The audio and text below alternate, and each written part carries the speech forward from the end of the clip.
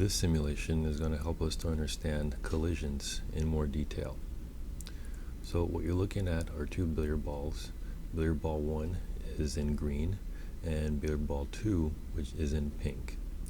And ball 2 is stationary and ball 1 is going to start moving at 1 meter per second. So let's see what happens when they collide. So let me just hit play. And notice that after the collision, ball 2 begins moving. So the thing to pay attention to is that ball 1 is moving at 1 meter per second before the collision. And after the collision, it's ball 2 that's moving at 1 meter per second. So it seems as if a velocity got transferred from ball 1 to ball 2. Ball 1 is 1 before, and after it's ball 2 that's 1 meter per second. So during collisions, it looks like velocity gets transferred. But that's just part of the concept. During collisions, velocity does get transferred between two concepts, but there's more to it than that. So let's increase the mass of ball 1 to 3 kilograms. So ball 1 is still going to be moving with 1 meter per second, but let's see what happens during the collision in this case.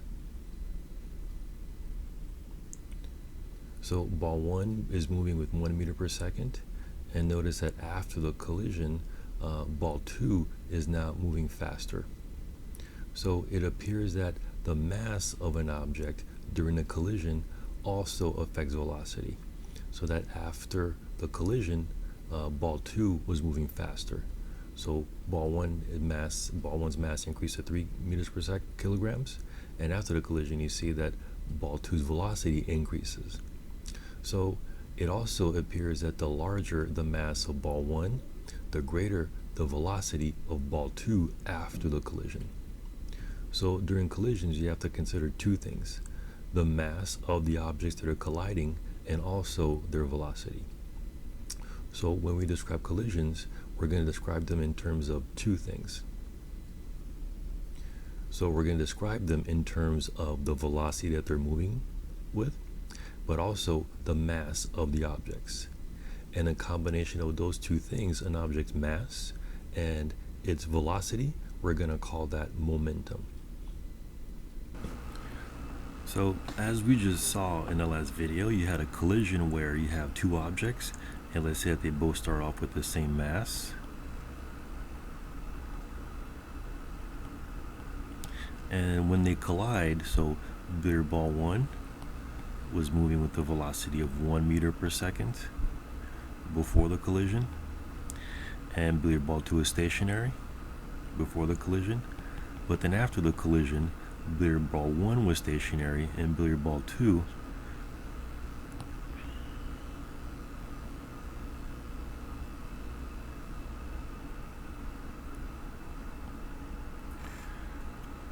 So let's recap what we saw in the last video. There were two billiard balls, so billiard ball 1 and billiard ball 2. And billiard ball 1, we're going to assume that they have the same mass. And initially, billiard ball 1 was moving with 1 meter per second, and billiard ball 2 was stationary, so with zero velocity. And after the collision, billiard ball 1, after they collided, ball 1 was stationary, and ball 2 flew off with the velocity v. So during the collision, so at some point over here, during the collision, it looks like velocity v equal to 1 meter per second. It looks like the velocity got transferred.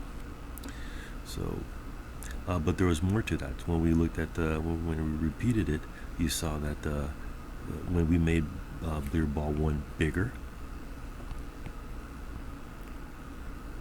so when billiard ball 1 was bigger and billiard ball 2 was smaller, ball 1 was still moving with the same initial velocity of 1 meter per second, but so let me just kind of get rid of these here. But then after the collision,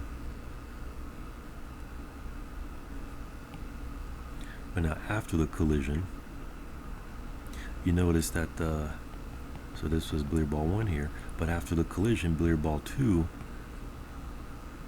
flew off with a larger velocity. It was like 1.7, something like that. So the key point is that before and after the collision, so before and after the collision, something gets transferred, and a thing that gets transferred depends on two things. It depends on mass and velocity. So because of that, we're going to go back and use Newton's to the equation for Newton's second law that we saw previously. Force is equal to mass times acceleration, where acceleration was equal to final velocity minus initial velocity over time. And we're just going to distribute the m into both of those terms there. So then Newton's second law is going to become force is equal to mass times final velocity minus mass times initial velocity over time. And what you notice here is that something is changing before and after, and what's changing is this combination of mass and velocity here. So just like we saw before during a collision, it's mass and velocity that affect what happens afterwards. So here we're going to define this new term, this combination of mass and velocity. So this new term now, which is a combination of mass times velocity, we're going to call it momentum, and it's going to have the variable lowercase p. And we're going to use this to describe collisions, where momentum is going to have units of kilograms, meters, so kilograms multiplied by meters per second, or kilogram meter seconds.